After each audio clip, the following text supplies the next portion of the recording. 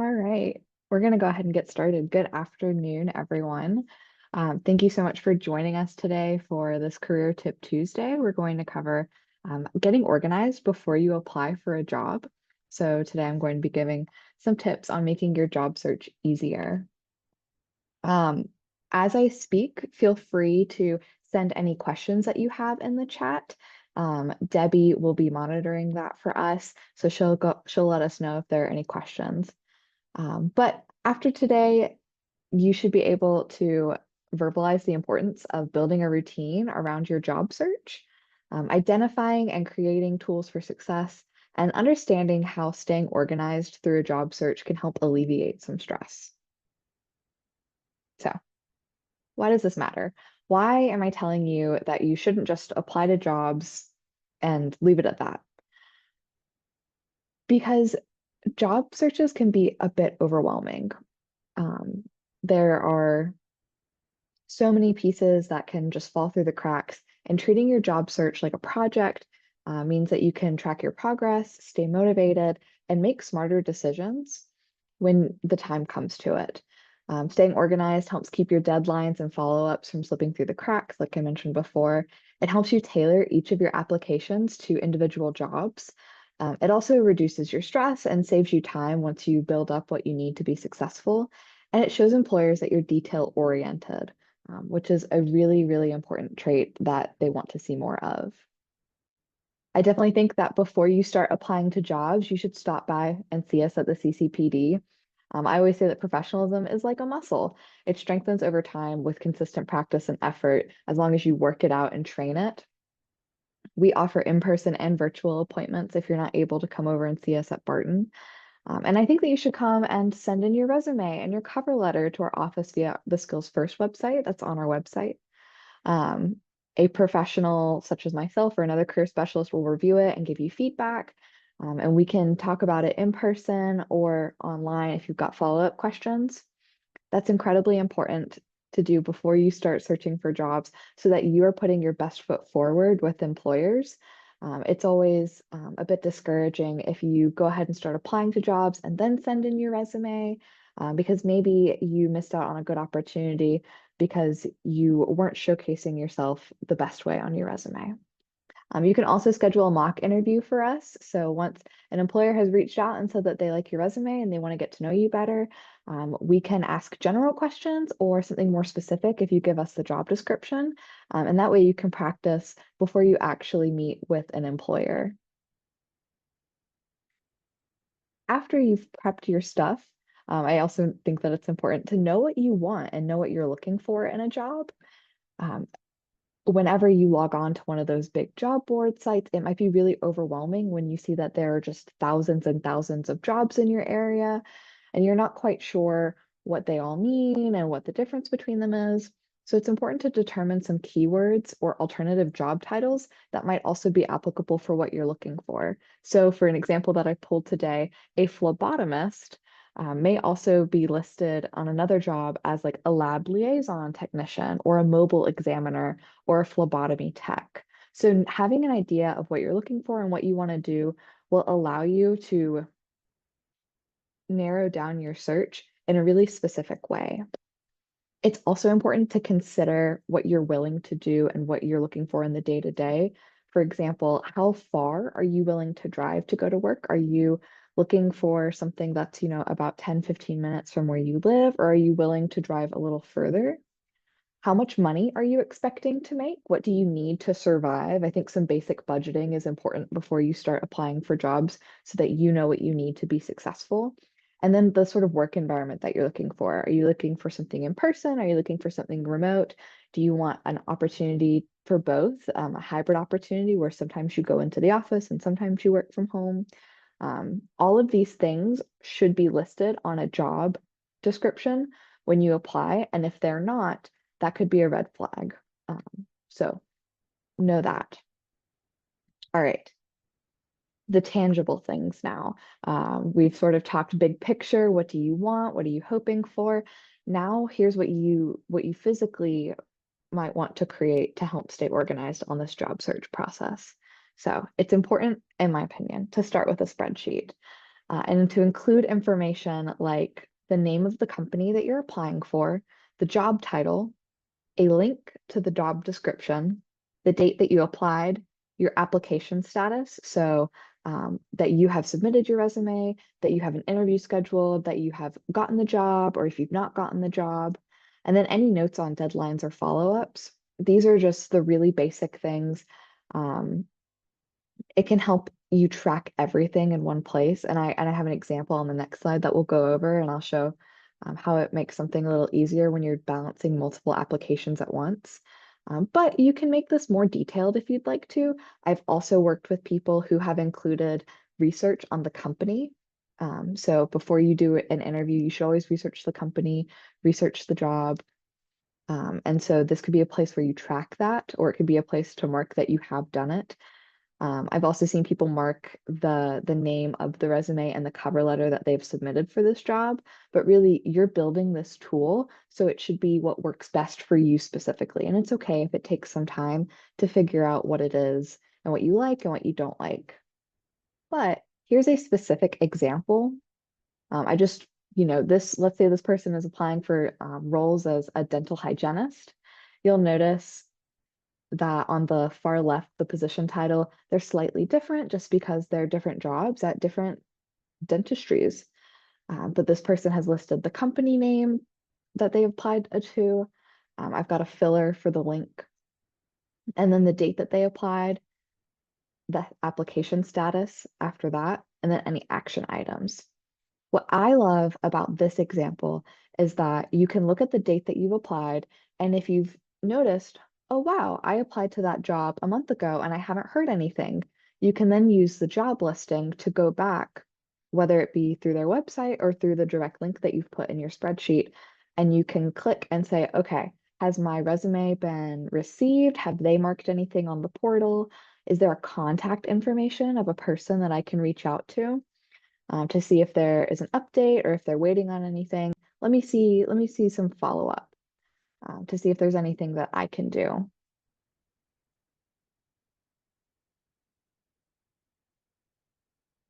There are also some different tools that you can use to build this spreadsheet. And that's if the traditional spreadsheet works best for you. Um, Google Sheets is a free resource that everyone has access to. There's also Microsoft Excel that is an option as well.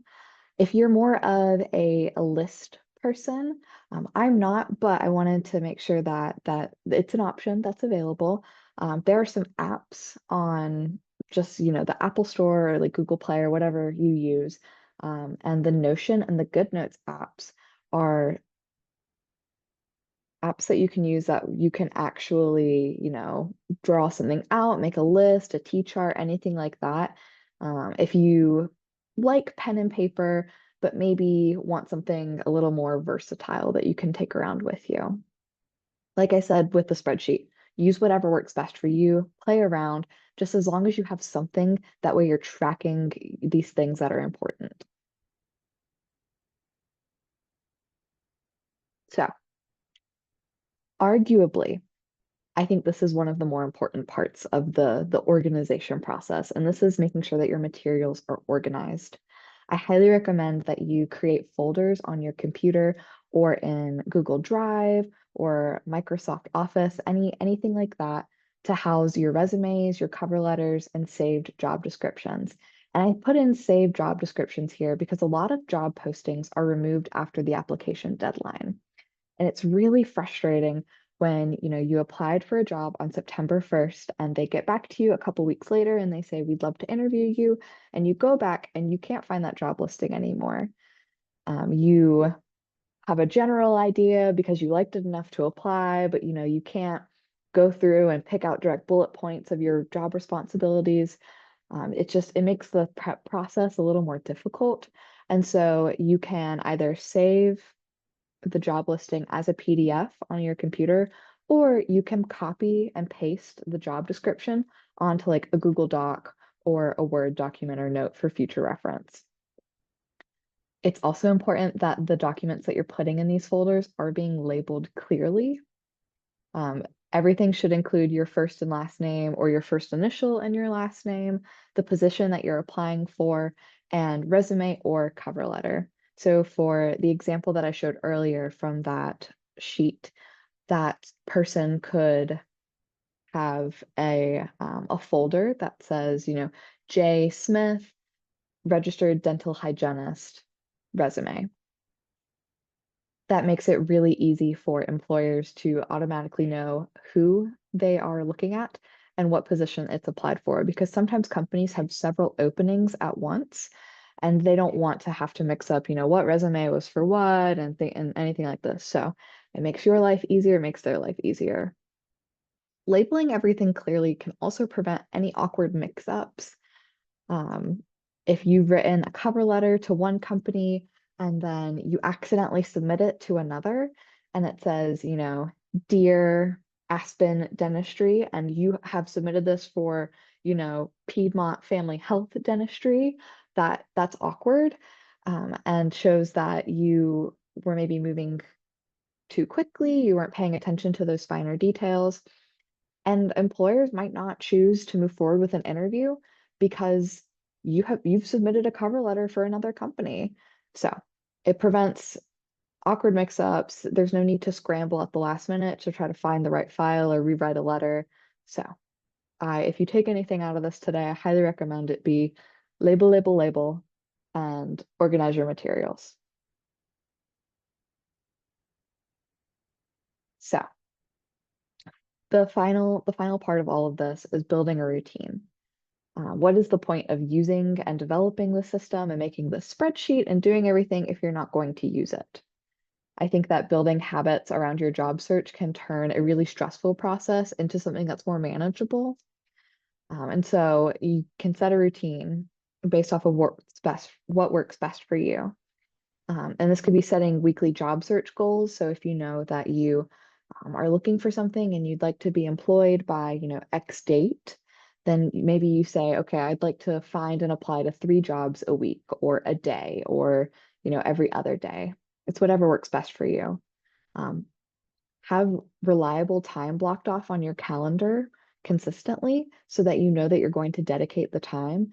And whether it's, when I get out of class on Wednesday, I'm going to stick around in the building and, browse through Handshake or Indeed for an hour and apply to whatever catches my eye. Or, when I put my kids down, I'm going to, make a dessert and sit and look at my computer and browse through that and apply to 3 jobs.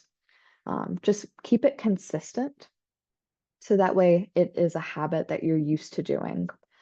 Um, I also recommend that you check and update your tracker regularly. Like I said earlier, what's the point of doing it if you're not going to use it? Um, I've worked with people before who have had made this great system, and then they go and they apply to 20 jobs, and they didn't put the jobs that they applied to on there. So they've forgotten, or just things fall through the cracks, and it's not great for anyone. So I do, do, do.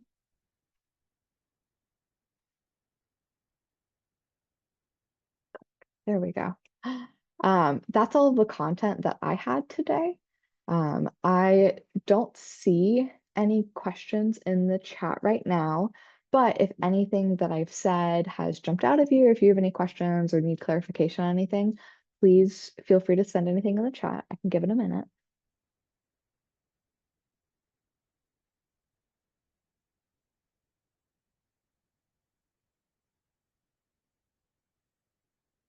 Okay.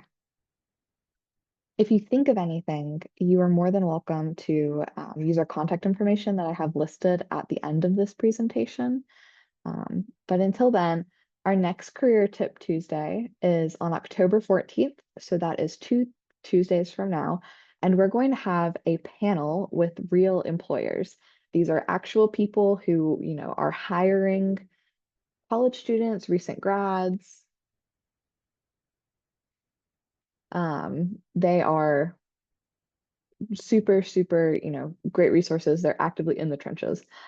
And so we're going to have them here on the 14th and then at our next Career Tip Tuesday from 12:30 to 1 o'clock. We've got some questions prepared for them and we'll have time for y'all to ask questions. So please make some time out of your schedule to attend that. And I know Debbie put our email address in the chat, but here's our phone number and our office. If you're not sure where our office is located, we're on the Barton campus in building 122, the Stats Center. So please come by and see us or send us an email or call us to set up an appointment. But thank you so much for joining today. And I hope that you all have a great rest of your week.